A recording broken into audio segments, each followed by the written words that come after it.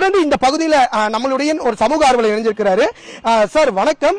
அதாவது இந்த நாமக்கல் மாவட்டம் பள்ளிப்பாளையத்தில் எத்தனை நபர்கள் கிட்னி விற்பனை செஞ்சுக்காங்க, அவங்களுக்கு எது மாதிரியான உதவிகள் தேவைப்படுது? இப்போ நம்ம பொறுத்த வரைக்கும் இப்ப தொடர்ச்சியா இன்னைக்கு தான் நியூஸ் தமிழ் வெளியிடுதல. ஏற்கனவே 3 ஆண்டுகளுக்கு முன்பே நம்ம நியூஸ் தமிழ்ல வந்து கிட்னி விற்பனையை பத்தி நம்ம எடுத்திருந்தோம். அப்ப பெரிய அளவில் எந்தவித நடவடிக்கையும் இந்த அரசு எடுக்காதனால இன்னைக்கு மீண்டும் விஸ்வரூபம் எடுத்துக்கிட்டு இருக்கு. நாம தொடர்ச்சியா என்ன சொல்றோம்னா, இந்த பகுதி மக்கள் தொடர்ச்சியான கந்து வெட்டி மற்றும் மைக்ரோ பைனான்ஸ்ல உள்ள புகுந்து அவங்க அந்த நெருக்கடி தாங்க முடியாதனால அவங்க தொடர்ச்சியா அந்த கிட்னி விற்பதற்கான வேலைகள் நடந்துட்டு இருக்கு. ஏன் இந்த புரோக்கர் ஆனந்தன் அவர்களை கைது செய்யல? ஏன் கைது செய்ய மாட்டாங்கன்னு சொன்னா, அவரை கைது செய்தால் மிகப்பெரிய புள்ளிகள் எல்லாம் மாட்டுவாங்க. ஏன்னு சொன்னா, இங்க விற்கப்படக்கூடிய கிட்னி ஏதோ இங்க லோக்கல்ல இருக்க பள்ளிப்பாளையத்தில் விற்கிறவன் ஈரோடு நாமக்கல் மாவட்டத்தில் விற்கிறதுக்கு சென்னை மாவட்டத்துக்குலாம் போறதில்ல. வெளிநாடுகள்ல இருந்து வந்து கூட இங்க இருக்கிற கிட்னியை வந்து பெற்றுக்கொண்டு அவர்கள் அந்த மாற்று அறுவை சிகிச்சை செய்வதற்காக வெளிநாட்டில இருந்து இங்க வந்து இந்தியாவை வந்து ஒரு பண்டமாக விலை கொடுத்து வாங்கக்கூடிய பண்டமாக கிட்னியை பாக்குறாங்க. அதனாலதான் வெளிநாட்டில இருந்து இங்க வந்து யார் கொடுத்தவங்களுக்கு யார் கொடுத்தோம்லாம் தெரியாது. அந்த மாதிரியான ஒரு சூழல் இருக்கு. இவ்வளவு சிக்கலையும் அதாவது இந்த அரசுக்கு எதிராக போடக்கூடிய சட்டத்துக்கு எதிராக, இந்த இருக்கிற இந்திய தண்டனை சட்டத்துக்கு எதிராக இந்த மருத்துவ நிர்வாகம் தொடர்ந்து செயல்பட்டு இருக்கு. ஏன் தமிழ்நாடு அரசு இருக்க சுகாதாரத்துறை ஏன் அது மீது நடவடிக்கை எடுக்கல?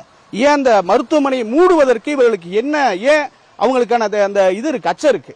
அவர்கள் மிகப்பெரிய மருத்துவம் பின்னணி கொண்டவர்கள், மருத்துவத்துறை மிகப்பெரிய பின்னணி, அந்த ஓனர்ஸ் எல்லாம் மிகப்பெரிய பின்னணி கொண்டவர்களாக அந்த ஆளுங்கட்சிக்கு ஆதரவாக இருக்கதாக நாம பாக்குறோம். அதே போல நீங்க சொன்னீங்க காவேரி மருத்துவமனை, சித்தாறு, இருக்க தனலட்சுமி சீனிவாசன் போன்ற மருத்துவமனைகள்லாம் எவ்வளவு பெரிய பின்னணி இருக்குங்கிறது இங்க இருக்க அரசியல் தலைவர்கள் ஏதாவது உடல்நிலை சரியில்லைன்னு சொன்னா அந்த மாதிரியான மருத்துவமனையில தான் அனுமதிக்கிறாங்க. இப்ப இவ்வளவு பெரிய திருட்டு நடந்தும் கூட இதுவரைக்கும் அவர்கள் மீது எந்தவித நடவடிக்கையும் எடுக்காம மிக சுதந்திரமா இதே இந்த திராவிட ஆனந்தன் சொல்லக்கூடியவரை ஏன் கைது செய்யல? ஏன் கைது செய்யாம இருக்காங்க? நாம தொடர்ச்சியா சொல்றோம், இதை தட்டி கழிப்பது எப்படிங்க அரசு? ஒரு காவல்துறை வந்து ஏன் தட்டி கழிக்குது? நாம கேட்கிறோம், ஒரு குற்றம் செஞ்சிருக்கிறான், அந்த குற்றம் செஞ்சவனை ஏன் பிடிக்க காவல்துறை தட்டி கழிக்குது? அப்போ அவர்களுக்கு அவனை பிடித்தால் என்ன நடக்கும்னு சொன்னா, மிகப்பெரிய புள்ளிகள் வெளியே வருவாங்க, மிகப்பெரிய அந்த மருத்துவமனைகள் சீலிடப்படும். அதனால அந்த சாதாரணமா ஒரு சின்ன விஷயத்துக்காக இரவா போய் வீட்டை கதவை தட்டி அவன் ஏதோ ரோட்ல ஏதோ தண்ணியை போட்டு படுத்துட்டான், ஏதோ ஒரு சின்ன சிக்கல் பண்ணிட்டானா, அவனை இரவா போய் 4 காவல்துறை போய் அவனை போய் அடிச்சு பிடிச்சி இழுத்துட்டு வந்து உள்ள வைக்கிறீங்க. ஆனா இங்க மிகப்பெரிய திருட்டு நடந்திருக்கு. ஒரு உறுப்புகளை விற்பது என்பது மிகப்பெரிய சட்டவிரோதம். ஆனா அந்த வேலைகள்லாம் புரோக்கரா செயல்பட்டவர் திராவிட ஆனந்தன் காவல்துறை கைது செய்ய மறுக்குது. அதே போல அதுக்கு மெத்தனமாக செயல்பட அதுக்கான பதிலுமே எங்களுக்கு இல்ல, நாங்க அதுக்கான சம்பந்தம் இல்ல அப்படிங்கிற மாதிரி சொல்றாங்க. இது வந்து இந்த அரசு அவர்களை மெத்தன போக்கோட நடப்பதற்கான இருக்குது அப்படின்னு நாங்க கருதுறோம். அதே போல நாளை நாங்க இந்த கிட்னி இழந்தவர்களுக்கு இந்த அரசுடைய மெத்தனத்தினாலதான் அவங்க கிட்னி விற்கிறாங்க. இது கிட்னி வித்தது ஏன் உளவுத்துறை என்ன பண்ணிட்டு இருக்கு? இங்க இருக்க மாநில உளவுத்துறை, மத்திய உளவுத்துறை, ஐபி இருக்குது, கியூ பிரான்ச் இருக்குது, இவங்க என்ன பண்ணிட்டு இருக்காங்க? இங்க ஒரு விற்பனை ஆகுது, இங்க ஒரு ஸ்கேம் நடக்குதுன்னு தெரிஞ்சிச்சுனாவே அது அரசுக்கு அறிக்கையை கொடுத்துருக்கணும்ல. இல்ல அரசுக்கு அறிக்கையை கொடுத்து அரசு கவனம் செலுத்தாம இருக்காங்களா? உளவுத்துறைக்கான வேலை என்ன இருக்கு? இங்க என்ன நடக்குதுங்கிறதான வேலை. அப்ப அந்த வேலைகள்லாம் உளவுத்துறை செய்யாம இருக்குதா? அப்ப உளவுத்துறை செஞ்சு அந்த அரசு அதை கண்டுக்காம இருக்குதா? இப்ப இதுதான் நம்ம நடவடிக்கை எடுக்காம ஒரு மெத்தனை போக்க தொடர்ச்சியா நீங்க 20 நாட்கள நடந்துட்டு இருக்கு, 20 நாள் நடந்துட்டு இருக்கு. இந்த இவங்களுக்கு வந்து இப்ப நியூஸ் தமிழ் வந்து இது கொண்டாந்துருக்கீங்க. இதே போல வந்து அந்த பெண்களுக்கு ஆண்களுக்கோ 50 லட்சம் ரூபாய் நிதியுதவி தரணும்னு நம்ம கேட்கிறோம்.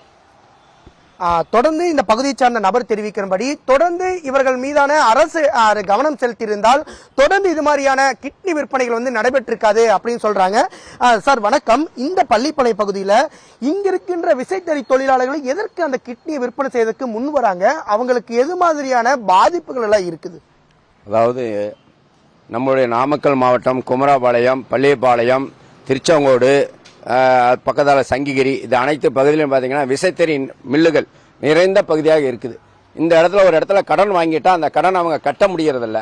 அந்த முதலாளி போய் அவங்கள டார்ச்சர் கொடுக்கும்போது என்ன பண்றாங்கன்னா, இந்த புரோக்கருங்க இருக்காங்க இல்லையா, கிட்னி வாங்கி கொடுத்தோம் உனக்கு ஒரு அமௌண்ட் தரேன் அதை தரேன்னு சொல்றாங்க இல்லையா, இவங்க ஆசைப்பட்டு சரி முதலாளிக்கு இந்த பணத்தையாவது நம்ம கொடுத்துடலாம் அப்படின்னு சொல்லி அவங்களும் என்ன பண்றாங்க, அது ஒரு ஆசை பாசை காட்டி நம்ம ஒரு கிட்னியை கொடுத்தோம்னா அந்த பணம் வந்தா கடனை கட்டி போடலாம் அப்படிங்கிற மாதிரி போயிட்டு இருக்காங்க.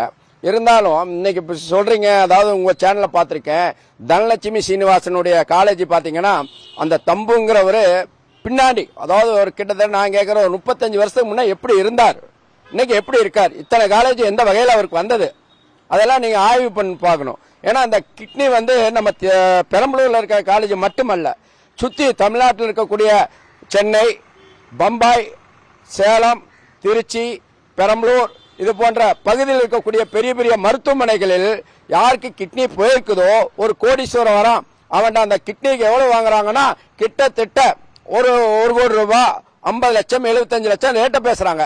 ஆனா இங்க இருக்கக்கூடிய ஒன்னும் தெரியாத அப்பாவி மக்கள்கிட்ட 5 லட்ச ரூபா நாங்க தரோம், நீ வா பாக்கி கட்டி போலாம், உனக்கு ஒன்னும் பிரச்சனையே இருக்காதுங்கிறாங்க. ஆனா இந்த கிட்னி கொடுத்தவங்க கிட்டத்தட்ட 25 வருஷத்துக்கு முன்னே கிட்னி கொடுத்தவங்க சிலிண்டர் தூக்குறாங்க. அந்த நபர் கொடுத்தான், அவன் இன்னைக்கு சிலிண்டர் தூக்க முடியல. ஏன்னா படி ஏறி சிலிண்டர் கொண்டு போகணும் இல்லையா, தூக்க முடியல. அவன் கிட்னி கொடுத்ததுனால அவனுக்கு வாய்ப்பு முடிஞ்சு போச்சு. அதே மாதிரி கிட்னி கொடுத்தவங்க சில இடத்துல பொட்டிக்கடை வச்சு நடத்துறாங்க, சில இடத்துல தறிக்கு போயிட்டு இருக்கா, அவனால முடியல படுத்துக்கிட்டாங்க.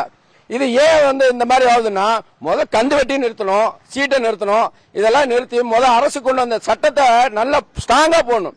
யாரு சிபாரிசு வந்தாலும், கந்து வெட்டிக்கு சிபாரிசு வந்தாலும் காவல்துறை கந்து வாங்கணுங்க பக்கம் பேசி அதை கொஞ்சம் நல்லபடியா அவங்களுக்கு முடிச்சு கொடுக்கணும். அதே மாதிரி இந்த கிட்னி கொடுத்தவங்களை எல்லாம் கண்டுபிடிச்சு அவங்களுக்கெல்லாம் சிறப்பு மருத்துவமனை ஒன்று உருவாக்கி அவங்க மருத்துவ வசதி செய்து தரணும். மாத்திரை, மெடிசன் இதெல்லாம் கொடுத்தோம்னா அவங்களுக்கு கொஞ்ச நாளைக்கு நல்லா இருப்பாங்க. ஏன்னா இதை நாம அரசு கண்டுக்கிறது இல்ல. அதே மாதிரி இன்னைக்கு சொல்றாங்க, உங்க டிவில பார்த்தேன், ஆனந்தங்கிறவரு இதுக்கு ஏஜென்ட் சொன்னாங்க. அதே மாதிரி கொமராவளத்துல ஏஜென்ட் இருக்காங்க. இவங்களை எல்லாம் முதல்ல அரெஸ்ட் பண்ணுங்க. அதே மாதிரி உற்பத்தி எங்க எடுக்கிறாங்களோ அதை முதல்ல நீங்க லாக் பண்ணும். அந்த லாக் பண்ணால் மட்டும்தான் இதை போற சம்பவங்கள் நடக்காது. இப்போ ஒரு மனுஷன் என்ன சொல்றீங்க, ஆன்ஸ் போடக்கூடாது, கூலிப்பு போடக்கூடாது, பார்க் போடக்கூடாதுன்னு எதுக்காக சொல்றீங்க? உடம்பு கெட்டு போகுதுன்னு சொல்றீங்க. அது உற்பத்தி பண்ற இடத்துல நிப்பாட்டுறோம் இல்லையா? அதே மாதிரி எங்க எடுக்கிறாங்களோ அதை முதல்ல சீல் வைங்க, அந்த மருத்துவமனை சீல் வைங்க.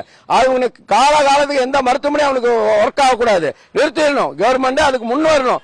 ஏன்னா அதிமுகவாகட்டும், திமுகவாகட்டும், கம்யூனிஸ்ட் ஆகட்டும், பாரதிய ஜனதா எல்லாரும் வாய்க்கிலேயே பேசுறாங்களோ இல்லையோ, இதுக்கு முழு காரணம் என்னன்னு அதை சிந்திச்சு அந்த காலேஜ் எல்லாம் நம்ம இது பண்ணணும், முத்திரையிட்டு அதை நிப்பாட்டிடணும். சீல் வச்சாதான் அது நிற்கும். ஏன்னா சில இடத்துல எல்லாம் அசால்ட்டா விட்டுறாங்க, பணத்தை வாங்கிக்கிறாங்க, அதனால விட்டுறாங்க. இப்ப காவல்துறை இருந்தா, நம்ம தமிழ்நாடு காவல்துறை எடுத்தீங்கன்னா இந்தியாவிலேயே பேர் போன காவல்துறை நம்ம தமிழ்நாடு காவல்துறை.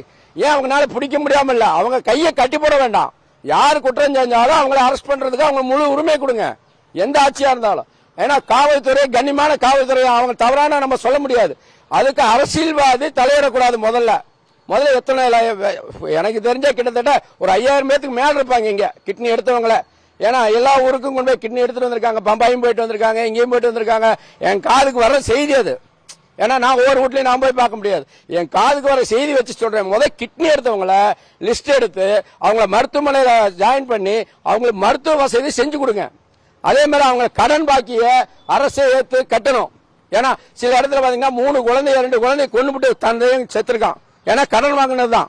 இந்த மாதிரி எல்லா ஊர்லயும் கடன் வாங்கக்கூடிய சூழ்நிலை வசதி. ஏன்னா தொழில் இல்ல, தொழில் எல்லாம் படுத்துக்கிச்சு. இன்னைக்கு விசைத்தறி பாத்தீங்கன்னா எல்லாம் மூடி அவங்க தறி எல்லாம் கொண்டு போய் அடமானத்துக்கு இதை விற்கிறதுக்கு தான் போறாங்களே ஒழியோ யாரும் உண்மையா வச்சு தொழில் பண்ண முடியல. ஏன்னா ஜவுளித்துறை அந்த அளவுக்கு முடங்கி போச்சு. இந்த ஜவுளித்துறை நம்பி இருக்கிறவங்க தான் இப்ப கிட்னி நிறைய கொடுத்திருக்காங்க. அதனால அரசு முன் அவங்கள மருத்துவமனையில இணைச்சு அவங்களுக்கு வேணுங்கிற வசதி செய்து கொடுத்து அவங்களுடைய கடன் பாக்கியை கழிச்சு அவங்களுக்கு உண்டான வாழ்வாதாரத்துக்கு ஒரு நிதி ஒதுக்கணும்னு சொல்லி என்னுடைய அன்பான வேண்டுகோள். அதாவது இந்த பகுதியினுடைய பொதுமக்களே வைக்கின்ற கோரிக்கை, இந்த பகுதி அதாவது இந்த பள்ளிப்பாளையம், குமராபாளையம் பகுதிகளில் கிட்டத்தட்ட 30 ஆண்டுகளாக இந்த கந்துவட்டி கொடுமை என்பது நீடித்து வருகிறது. இந்த கந்துவட்டியினுடைய காரணமாகவே இங்கிருக்கின்ற பகுதியினுடைய பொதுமக்கள் பயந்து கொண்டு அவர்களுக்கு பணத்தை திருப்பி செலுத்த வேண்டும், இல்லை என்றால் அவர்கள் தங்களுடைய மிரட்டுவார்கள் என்ற ஒரு அச்சத்தில் தான் அவர்கள் தங்களுடைய உடல் உறுப்பான கிட்னியவே விற்பனை செய்வதற்கு முன்வந்து கொண்டிருக்கின்றனர். தொடர்ந்து தமிழக அரசு தொடர்ந்து இங்கிருக்கின்ற மாவட்ட நிர்வாகத்திற்கு ஒரு பரிந்துரை செய்ய வேண்டும். உடனடியாக இந்த நாமக்கல் மாவட்டத்தில் பாத்தீங்கன்னா ஒரு சிறப்பு மருத்துவ முகாம்களை அமைத்து இந்த பகுதியில் எத்தனை நபர்கள் கிட்னியை விற்பனை செஞ்சிருக்காங்க அப்படின்னு ஒரு கணக்கெடுப்பை நடத்தணும். குறிப்பாக நியூஸ் தமிழ் தொலைக்காட்சி நடத்திய ஒரு கணக்கெடுப்பிலேயே 2500 நபர்கள் இந்த பகுதியில் ஒற்றை கிட்னியுடன் வாழ்ந்து வருகிறார்கள்.